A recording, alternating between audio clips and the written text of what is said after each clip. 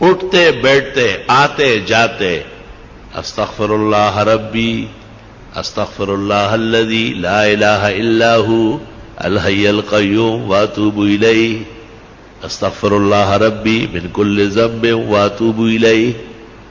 یہ پڑھا کرو جتنے استغفار آپ کو یاد ہے، بہت زیادہ پڑھو، کم پڑھنے سے نہیں کام چلے گا،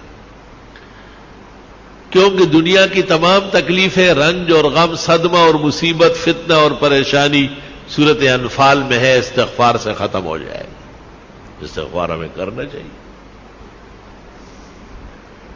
پیرانی پیر شیخ عبد القادر جیلانی نے ایک موقع پر لکھا ہے کہ جن کو استغفار کا پتہ ہے اور پھر وہ پریشان ہوتا ہے، فرمایا بہت بڑا کذاب اور جھوٹا ہے.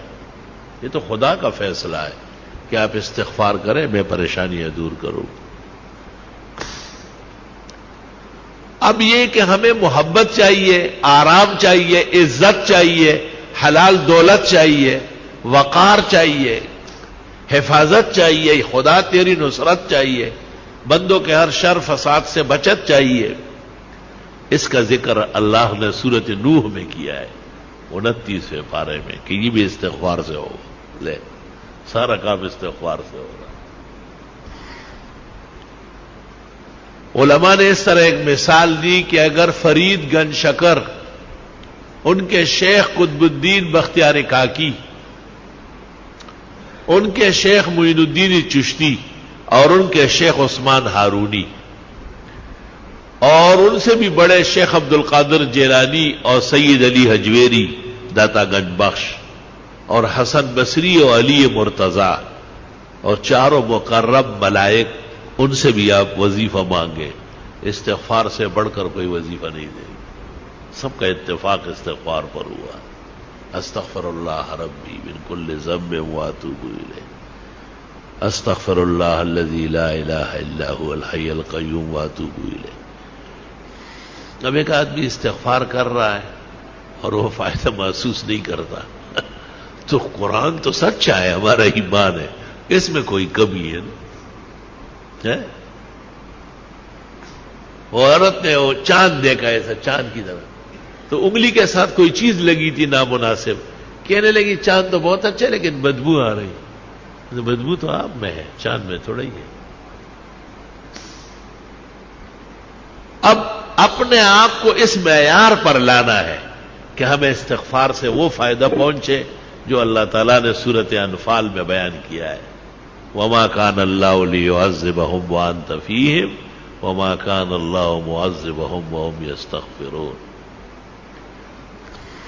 ایک ایسی نیکی اور ایسا عمل جو نبی کے برابر ہو یا نبی جیسی رحمتیں مل جائے، قرآن کی اس آیت میں ہے جو میں نے پڑھی کہ وہ استغفار کا عمل. یا تو نبی کی وجہ سے بچتے ہو یا استغفار سے بچت. خوب استغفار کیا کرو.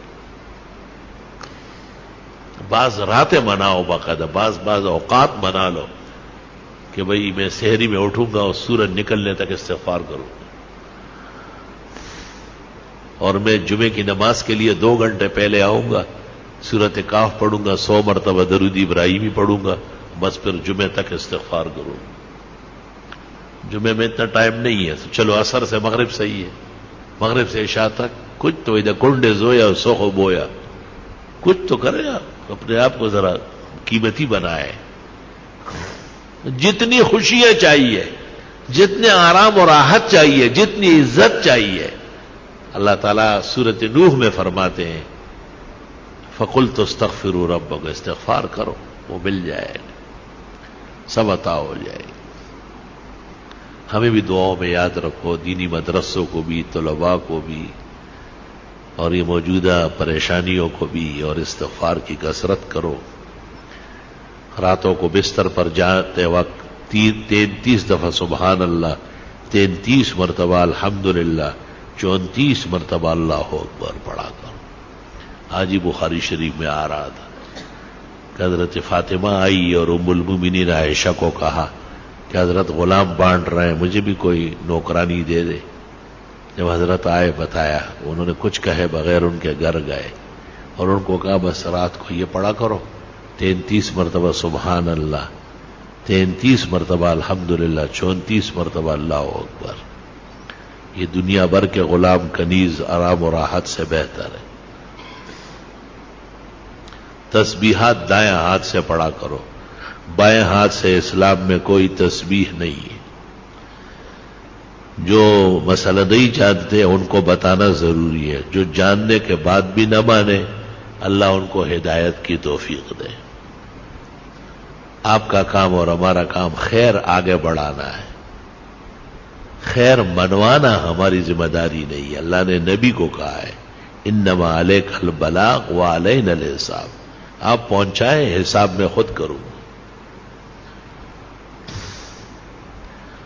تسبیحات جس طرح نمازوں کے بعد ہے اس سے زیادہ ضروری رات کو سوتے وقت ہے.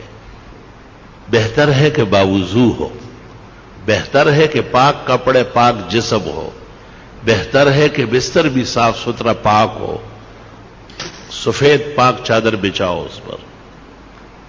بستر پر آنے کے بعد اگر کوئی حرج نہیں ہے، گرانی نہیں ہے، تو سورت الف لام میم سجدہ ایک بار اور سورت ملک ایک بار ہر رات کو پڑھنا سنت طریقہ ہے. قیامت کے دن شفاعت آسانی سے نصیب ہو جائے گی. قیامت کے دن کی تپش نہیں دیکھے گا، محسوس بھی نہیں کرے گا. لوگوں سے پوچھے گا کہ وہ قیامت کہاں ہے، وہ تکلیف کدھر ہے. فرشتے کہیں گے چل چل الف لام میم سجدہ اور سورہ ملک جو پڑھتے ہیں ان کو نہ قبر میں عذاب ہوتا ہے نہ میدان حشر میں ہوتا ہے. یا رب تیری کتنی عنایات و احسانات.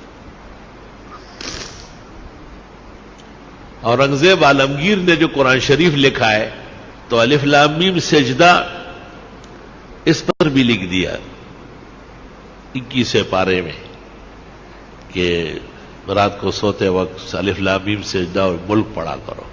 پھر 29 پارے میں جب سورت ملک آئی پھر لکھنے لگا تو کاتبان جو بیٹھے تھے انہوں نے کہا حضرت یہ لکھ چکے ہیں وہاں. آرام سے رہو. وہ الف لام میم سجدے پر لکھا، یہ سورت ملک پر لکھا. اور حدیث شریف لکھنے کے بعد لکھ فرمایا بس اورنگزیب کا یہی مقصد تھا کہ یہ لکھا ہوا قیامت تک رہ جائے، شاید کوئی عمل کر کے اور مجھے بھی قبر کے عذاب سے اور جہنم کے تپش سے اور قیامت کی پریشانی سے اللہ تعالیٰ نے نجات نصیب فرمائے. الحمدللہ رب العالمین. اللہم صلی وسلم علی النبی وعلی آلہ واصحابہ